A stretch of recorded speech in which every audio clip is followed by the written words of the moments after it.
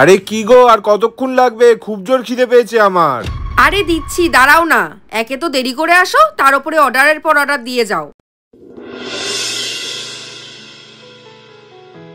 এই নাও ধরো। আচ্ছা, ছেলেদের জীবনটা কত সহজ তাই না? সকাল থেকে রাত অবধি বাইরে থাকে, আর রাতে বাড়ি ফেরার পর গরম গরম খাবার হাতে পেয়ে যায়। আমি তো ভগবানের কাছে এটাই প্রার্থনা করি, যেন পরের জন্মে আমাকে ছেলেই বানায়। পরের জন্মে কেন, এই জন্মে কেন নয়? সেটা কি করে?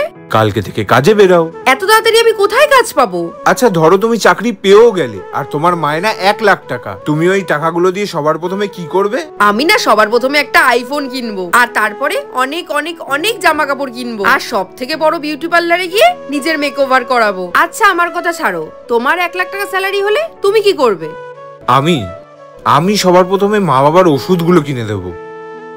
তারপর আমি এই ঘরের ভাড়া মেটাবো। তারপরে আমি যে রোজ বাইকে করে অফিস যাই, ওই বাইকের ইএমআই গুলো শোধ করব। আর কিছু টাকা ভবিষ্যতের জন্য ব্যাংকে জমিয়েও রাখবো। সে তো বুঝলাম, আর নিজের জন্য কি করবে? নিজের জন্য তো কিছু ভাবলেই না।